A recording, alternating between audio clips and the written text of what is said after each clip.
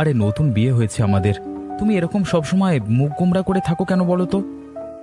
বিয়ে করে আসার আগে খেয়াল ছিল না যে বউয়ের মন রেখে চলতে হয়? কি মন রেখে চলিনি তোমার? কি চাও তুমি আমার থেকে? নতুন তো একটা ঢপের চাকরি জোগাড় করেইছো, তাতে সংসারের অভাব তো যাচ্ছে না। আমি যে এরকম ভাবে গরিবের মতো ঘর চালাতে পারি না, সেটা কি তোমার আগে জানা ছিল না? কিন্তু সব সংসারই তো ছোটখাটো অনটন অভাব লেগেই থাকে। দু চারটে মানুষ একসাথে থাকলে সুখ দুঃখ সবকিছু তো থাকবেই, তাতে কিরকম অশান্তি করলে চলে? আমার আর ভালো লাগছে না তোমার সাথে। তুমি কোনোদিন বুঝতে পারো না আমায়, আর পারবেও না, সেটা আমি বুঝে গেছি। এরকম বলো না, এরকম বললে তো খারাপ লাগে বলো আমার। যেটা সত্যি সেটা শুনলে যদি খারাপ লাগে, তাহলে আমার কিচ্ছু করার নেই। তুমি কি চাও বলো তো? তুমি পরিষ্কার করে বলো আমাকে, তুমি কি চাও? তুমি যা চাও আমি তোমার জন্য সবকিছু করতে রাজি আছি, বিশ্বাস করো। কারণ তুমি আমার সবকিছু। তুমি যদি ভালো না থাকো আমার কিছুই ভালো লাগে না, বিশ্বাস করো। বললাম না, ওসব ঢপের কথা রেখে দাও।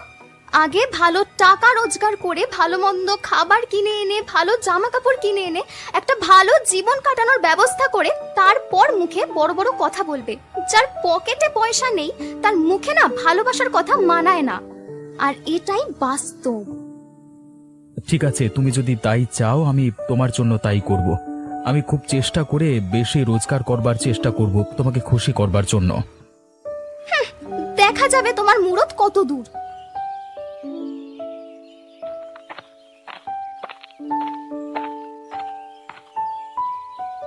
আরে পূজা, এরকম মুখ ভার করে রাস্তা দিয়ে হেঁটে যাচ্ছ কেন?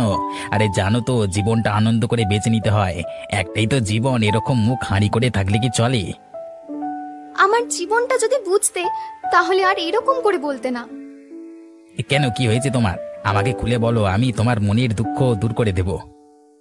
আমাকে কেউ বোঝে না।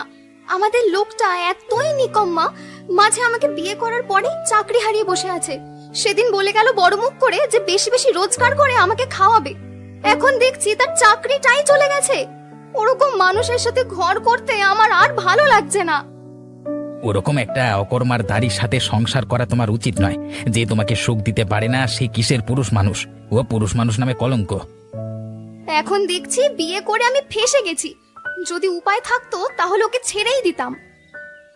আরে উপায় তো এখনো আছে। কেন, তোমার চোখের সামনে কি কোনো ভালো পুরুষ মানুষ নেই যে তোমাকে টাকা পয়সা দিয়ে সুখে যত্নে রাখতে পারবে? যদি থাকতো তাহলে তার সাথেই থাকতাম। এই চোখ খুলে দেখলেই দেখবে তোমার সামনে রয়েছে। সে নয় পরে ভাবা যাবে। এখন তুমি আমার জীবনের সমস্যাগুলোর সমাধান করো তো। আমার কাছে একটা ভালো ব্যবসার উপায় আছে, তাতে অনেক পয়সা রোজগার করা যায়। আমি তোমাকে সেই বুদ্ধি ধীরে ধীরে দেব। দেখবে একদিন খুব বড় লোক হয়ে উঠবো আমি আর তুমি, যদি তুমি পাশে থাকো তো। পয়সা কামানোর জন্য আমি সব কাজ করতে পারি। ঠিক আছে, আমি তোমাকে বলবো সময় করে।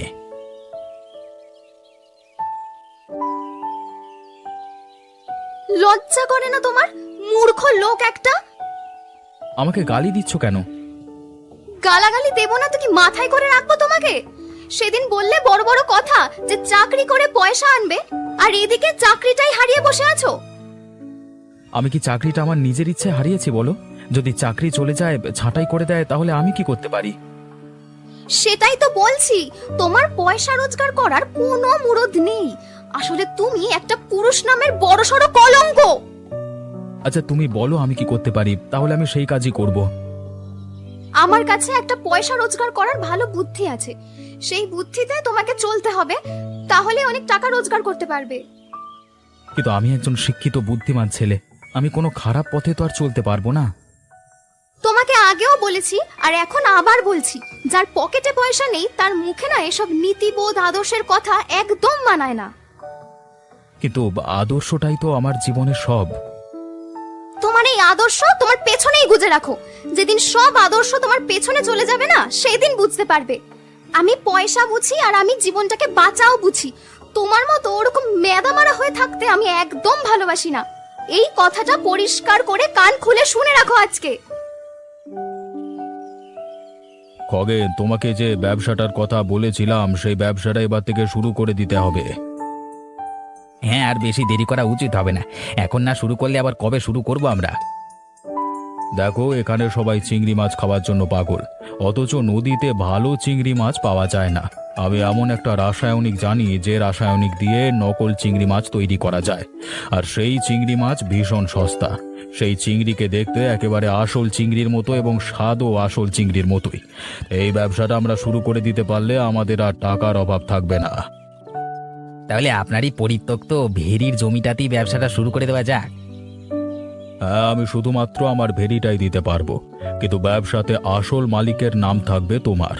দেখো, পরিষ্কার কথা, তুমি যদি কখনো ফেঁসে যাও আমি তোমাকে বাঁচাতে পারবো, কিন্তু আমি যদি একবার ফেঁসে যাই তাহলে আর বাঁচানোর মতো লোক কেউ থাকবে না। আপনি যে আমাকে বাঁচিয়ে নেবেন সেই বিশ্বাস আমার আছে। আপনি যা বলবেন সেইভাবেই আমি ব্যবসা এগিয়ে নিয়ে যাব। ঠিক আছে, তাহলে কালকে থেকেই জায়গা জমি পরিষ্কার করে কাজটা শুরু করে দাও। ঠিক আছে, তবে এই ব্যবসাতে আরো বুদ্ধিমতী একজনকে আমি নিয়ে আসার কথা ভাবছি। কে সে? ঘরের সূত্র বিভীষণ, এই গ্রামের সবচেয়ে সৎ ব্যক্তি ঘরের বৌমা। সব থেকে সৎ ব্যক্তির ঘরের লোক যখন আমাদের মতো জুয়াচুরির ব্যবসায় যুক্ত থাকবে তখন আর কেউ আমাদের বিরুদ্ধে প্রতিবাদ করতে পারবে না। তাই আমি ওর মাথা খাইয়ে আমাদের ব্যবসায় আনবার চেষ্টা করছি টাকার লোভ দেখিয়ে। বেশ বেশ, তাই হোক। পূজা, একটা কথা বলি তোমাকে। হ্যাঁ বলো না, কি বলবে? তুমি হয়তো আমাকে ভরসা বা বিশ্বাস কোনোটাই করো না। এরকম কথা কেন বলছো তুমি? আমার মনে হলো তাই বললাম। আর একটা কথা বলি, আমার মনে হয় আমাদের মধ্যে বন্ধুত্বটা গড়ে ওঠা সব থেকে বেশি জরুরি। আমাদের মধ্যে যদি বন্ধুত্ব গড়ে ওঠে তাহলে কিন্তু আমরা পরস্পরের উপর ভরসা বা বিশ্বাস করতে পারবো, এবং সেখান থেকে আমাদের ভবিষ্যতের পরিকল্পনাগুলো করা অনেক সহজ হবে। তুমি একদম ঠিক কথা বলেছো খগেন। তাহলে এবার থেকে আমি যা বলবো তুমি আমার কথা বিশ্বাস করবে তো? আমি যেভাবে বলবো তুমি সেভাবে কাজ করতে পারবে তো? একজন বন্ধু কিন্তু আরেকজন বন্ধুর উপরে চোখ বন্ধ করে ভরসা করে। তোমার উপর যদি আমি ভরসা নাই করতাম তাহলে কি আর তোমার কথায় উঠতাম বসতাম? তোমাকে আমি পুরো ভরসা করি, তুমি যেভাবে বলবে আমি সেভাবেই কাজ করব। আমার এখন সব থেকে বড় দায়িত্ব হচ্ছে তোমাকে তোমার জীবন থেকে মুক্ত করা। সত্যি গো, আমি একটা আশ্রয় চাই যেখানে গিয়ে ভরসা করে আমি ওই পলাশের মতো লোকটাকে ছাড়তে পারি। তুমি আমার উপর ভরসা করে থাকো, আমার হাত ধরে থাকো, দেখবে আমি তোমার নৌকা ঠিক পার করে দেবো, বুঝলে? আমি সেই ভরসাতেই বেঁচে আছি।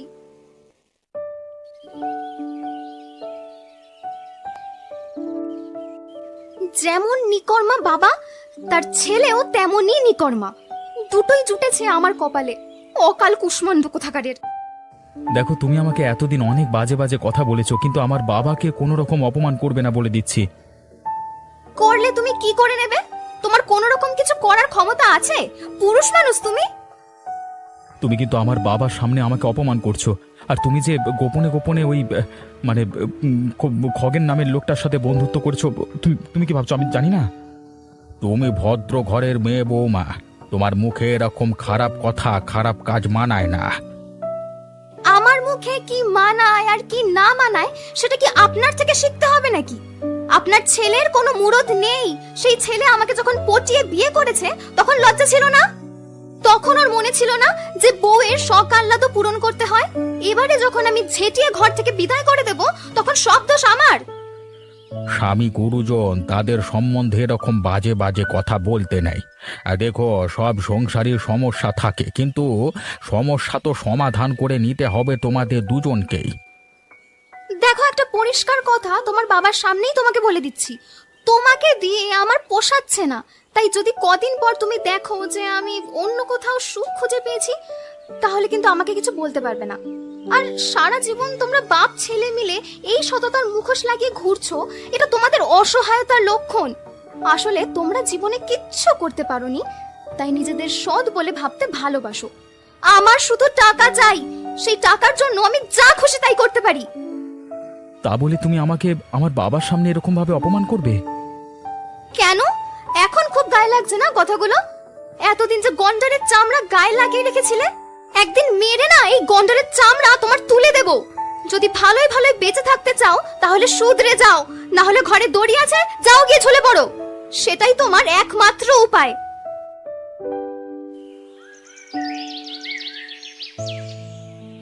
হায় হায় গো, আমার কি বড় ক্ষতি হয়ে গেল। আমার জীবনের একমাত্র শেষ সম্বলটা শেষ পর্যন্ত কিনা আমাকে ছেড়ে চলে গেল এভাবে। জীবনের এই শেষ বেলায় এসে আমার জন্য এত কষ্ট লিখে রেখেছিল ওপরওয়ালা। হায় হায়, আমি এত বড় ক্ষতি করে দিলে। আমি তো জ্ঞান তো কোনোদিন কারোর ক্ষতি চাইনি, তাহলে কেন আমার এত বড় সর্বনাশ হলো?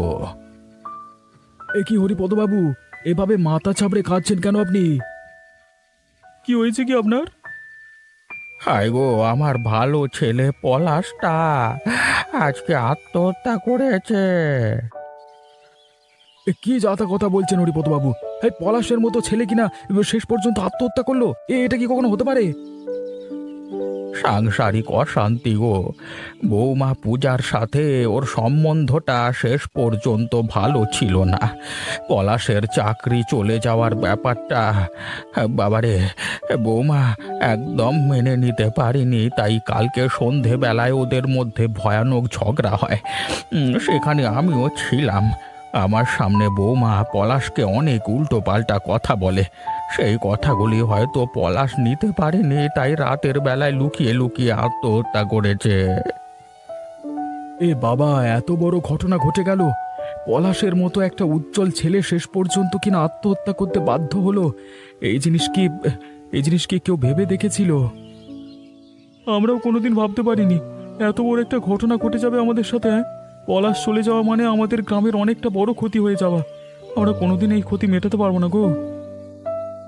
তবে আপনি নিজে শক্ত হন, আপনাকে শক্ত থাকতেই হবে এই পরিস্থিতিতে। ভাববেন না, ভেঙে পড়বেন না, আমরা সবাই আপনার পাশে আছি।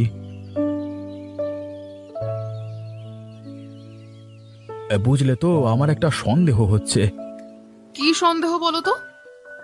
আমার মনে হয় পুরো বিষয়টা হরিপদবাবুর লজ্জা ভয়ে আমাদেরকে জানায়নি। আসলে আমি পলাশের খুব ঘনিষ্ঠ বন্ধু ছিলাম তো, ওর কথাবার্তায় কদিন ধরে আমার মনে হচ্ছিল। কেন, কি মনে হচ্ছিল তোমার? মনে হচ্ছিল যে ওই খগেন নামের শয়তান লোকটার সাথে পূজা একটা গোপন সম্বন্ধের মধ্যে জড়িয়ে পড়েছিল। আসলে ওই খগেনের নামের লোকটা খুব খারাপ। হ্যাঁ হ্যাঁ, এই গ্রামের তো সব থেকে খারাপ লোকই খগেন। কিন্তু পূজার মতো একটা ভালো মেয়ে কিভাবে ওর সাথে সম্পর্কে জড়িয়ে পড়লো সেটাই না বুঝতে পারছি না। আজকালকার দুনিয়ায় কে ভালো কে খারাপ এত সহজে বোঝা যায় না লতা। হয়তো এই শয়তান খগেন নামের লোকটা পলাশের চাকরি চলে যাওয়ার সুযোগ নিয়ে ভুলিয়ে ভালিয়ে পূজার মাথায় বিষ ঢুকিয়েছে। এমনিতে আমি যতদূর শুনেছি পলাশের থেকে পূজা খুব হাসি খুশি আর স্বাধীন চেতা মেয়ে ছিল। ও তাই হয়তো সবসময় সুখে শান্তিতে বড়লোকদের মতো জীবন কাটাতো। হয়তো সেই সুযোগটাই নিয়েছে ওই বদমাইশ লোকটা, আর সেই সুযোগটা নিয়ে ওর মাথায় কুবুদ্ধি ঢুকিয়ে এত বড় কাণ্ড ঘটালো। কিন্তু তুমি যেখানে সবকিছু জানো, তখন তুমি কিছু করতে পারছো না কেন? আমার সত্যি কিছু করবার নেই এখন, কারণ আমার হাতে কোনো প্রমাণ নেই। তবে প্রমাণ জোগাড় করে আমি ঠিক এর প্রতিশোধ নেব। কারণ পলাশ আমার বন্ধু ছিল, ওর চলে যাওয়াটা আমি কিছুতেই এমনি এমনি মেনে নিতে পারবো না। তুমি তোমার বন্ধুর প্রতিশোধ নাও, আমি সেটাই চাই। তাকে সুস্থ করো যাতে ওদের সঠিক শাস্তি হয়। দেখো বুড়িমা, তোমার সাথে আমার কিছু কথা আছে। হ্যাঁ গোপাল, বল, কি বলবি? আমি স্থির নিশ্চিত যে পলাশের মৃত্যুটা এমনি এমনি হয়নি। ওই শয়তান খগেন নিশ্চয়ই শখ করে পূজাকে ফাঁসিয়ে ওর মাধ্যমে পলাশকে আত্মহত্যা করতে বাধ্য করিয়েছে। আর যদি তাই হয় তাহলে সেটা হবে আত্মহত্যা নয়, খুন। আর খুনের প্ররোচনা দেওয়ার জন্য যে কারোর শাস্তি হতে পারে, কিন্তু আমাদের কাছে কোনো প্রমাণ নেই। তোমার সাথে এই গ্রামের সবার খুব ভালো সম্বন্ধ আছে, তাই আমি চাই তুমি এ ব্যাপারে তদন্ত করা শুরু করো। তুমি আর আমি তদন্ত করে পলাশকে ন্যায় বিচার দিতেই হবে আমাদের। ঠিক বলেছিস, আমাদের দুজনকে একসাথে কাজ করতেই হবে। পলাশের মৃত্যুটা আমিও ঠিক মেনে নিতে পারছি না। সব থেকে বড় কথা, হরিপদবাবুর মুখের দিকে চাওয়া যায় না। একমাত্র ছেলেকে হারিয়ে লোকটার জীবনে যা অবস্থা হলো যেন চোখে দেখা যায় না। একমাত্র বাপ মায়েরাই বোঝে তাদের সন্তানকে হারানোর কষ্টটা। তাহলে কিন্তু আমাদের একজোট হয়ে কাজটা করতেই হবে। তুই কিছু ভাবিস না, যারা পরিকল্পনা করে বুড়ো বাপের থেকে তার একমাত্র ছেলেকে সরিয়ে দিয়েছে, তারা কেউ রেহাই পাবে না। আমি বেঁচে থাকতে ওদের বিরুদ্ধে আমি সব প্রমাণ বার করবই। এই জন্যই তোমাকে এত ভালোবাসি বুড়িমা। চলো এবার থেকে আমরা তাহলে সেই কাজে লেগে পড়ি। হ্যাঁ, একদম, কাল থেকেই তাহলে কাজ শুরু করা যাক। ওকে বলেছিলাম না তোমার জীবনের সব দুঃখ দূর করে দেব। আমাদের নতুন ব্যবসায় মুনাফা হয়ে কেমন লাগছে তোমার? খুব ভালো লাগছে গো। আমি তো এটাই চেয়েছিলাম, শুধু টাকা আর টাকা। তবে এই সততার মুখোশ পরে থাকা পলাশকে আমার কিছুতেই সহ্য হচ্ছিল না। তবে আজকাল জীবনটা বড় একা লাগছে। আরে আমি থাকতে তোমার একাকিত্ব কিসের? হ্যাঁ, আরে আমি তোমার জীবনের সব সুখ দুঃখ দূর করে দিতে পারি। যে কোনো ধরনের কষ্টে আমি আছি তোমার পাশে, বুঝলে? সে তো আছো জানি, তবে পলাশকে বুদ্ধি করে সরানো এত সহজ ছিল না। তুমি যদি আমার কথা অনুযায়ী ঠিক ঠিক কাজ না করতে তাহলে পলাশই বেঁচে থাকতো এখনো। ও যখন আমাদের ব্যবসায় বাধা দিচ্ছিল, আমার গা জ্বলে যাচ্ছিল একদম।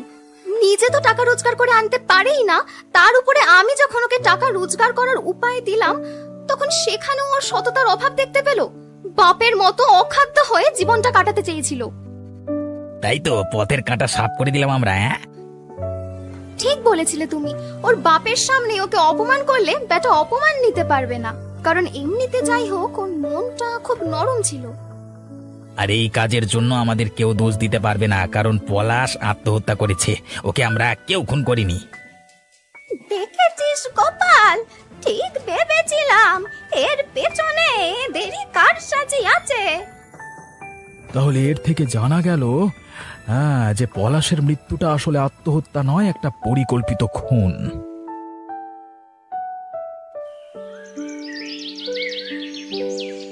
গোপাল, তুমি যখন আজকে গোপনে আমার সাথে দেখাই করতে এসেছো, তখন একটা কথা বলি তোমাকে।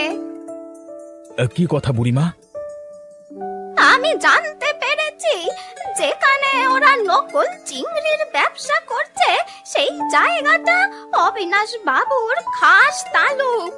এই ব্যবসায় খগেন ও পূজা যে টাকার লোভে জড়িত আছে সেটা তো ঠিক, কিন্তু যেহেতু অবিনাশ বাবুর জমি, তাই অবিনাশ বাবু যে জড়িত নেই এটা হওয়া কখনোই সম্ভব নয়।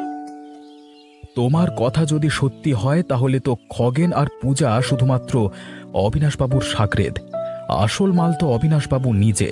তাহলে অবিনাশবাবুকে যতক্ষণ না শাস্তি দেওয়া যাচ্ছে, এই অপরাধ কোনোদিন বন্ধ করা যাবে না। এর একটাই উপায় আছে, গ্রামের মানুষের কাছে এদের অপরাধ ফাঁস করে দিতে হবে। গ্রামের মানুষ যতক্ষণ না নিজেদের হাতে বিচারের ব্যবস্থা নেবে, ততক্ষণ এদের কোনো উপায় হবে না। যখন সবাই মিলে ওদের হাড় ভাজা ভাজা করবে, তখন এদের জ্ঞান হবে। আমাদের যে করে হোক এদের শাস্তি দেওয়াতে হবে। পলাশের আত্মবলিদান মিথ্যে হতে দেওয়া চলবে না।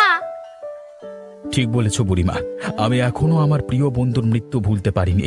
আর আজকে ওরা কিনা স্বীকার করলো যে এই ব্যবসার জন্য শুধুমাত্র কটা টাকার লোভে ওরা একটা মানুষকে ভাবে মেরে ফেললো। আমি শুধু সেটাই ভাবছি, এরা মানুষ নাকি পিশাচ? শুধুমাত্র একজন পিশাচই পারে এরকম ঘৃণ্য অপরাধ করতে। সেই অপরাধের সাজা ওরা খুব তাড়াতাড়ি পাবে। একে ধরে তোমরা বেশ করে মারো। আমি নিজে কানে শুনে এসেছি খগেন আর পূজা দুজনে মিলে গ্রামে ওই রাসায়নিক চিংড়ির ব্যবসা করে টাকা কামাচ্ছে। আর আমাদের সৎ ছেলে পলাশ যখন ওদেরকে এই খারাপ কাজে বাধা দিয়েছিল, তখন ওরা চিটিং বাজি করে পলাশকে আত্মহত্যার প্ররোচনা দিয়ে মেরে ফেলেছে। মার বেটা, খগেনকে মার, মেরে শেষ করে দে। ওরে বাবা গো, আমাকে বেরো না।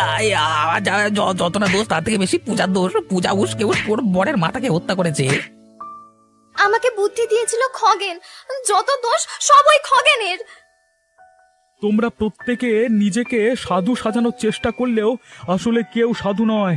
তোমরা দুজনেই সমান অপরাধী। আর পূজা, তুমি সব থেকে বেশি অপরাধী, কারণ তোমার একজনের সাথে বিয়ে হবার পরেও তুমি তুমি এইভাবে একটা মানুষকে শেষ করার জন্য প্ররোচনা দিলে। আর আমরা কেউ তোমাকে ক্ষমা করব না। এই এই আরে মার রেখে মা ঠ্যাঙা। ওরে বাবা গো, ছেড়ে দাও আমাকে, আমাকে আর মেরো না। আমি যে একজন মেয়ে, আমি এত কষ্ট সহ্য করতে পারছি না। আমাকে ছেড়ে দাও, আমি মরে যাচ্ছি। এই তোমাদের দুটো পায়ে পড়ি, এবার ছেড়ে দাও, বেরো না।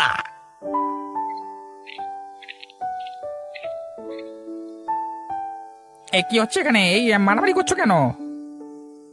স্যার, এই দুজন মিলে আত্মহত্যার প্ররোচনা দিয়ে আমাদের গ্রামের পলাশকে হত্যা করেছে।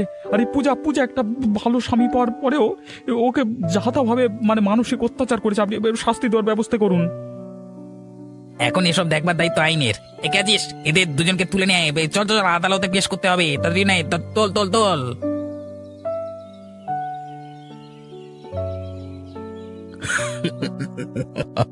ওপরওয়ালা আমার উপর বিশেষ সদয়।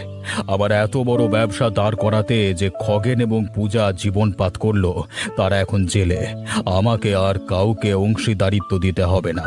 এখন আমি হয়ে উঠেছি রাজার মতো। এদিকে এই চিংড়ির স্বাদে এত পাগল হয়েছে গ্রামের লোকেরা যে আমার ব্যবসা আগের থেকে আরো ফুলে ফেপে উঠেছে।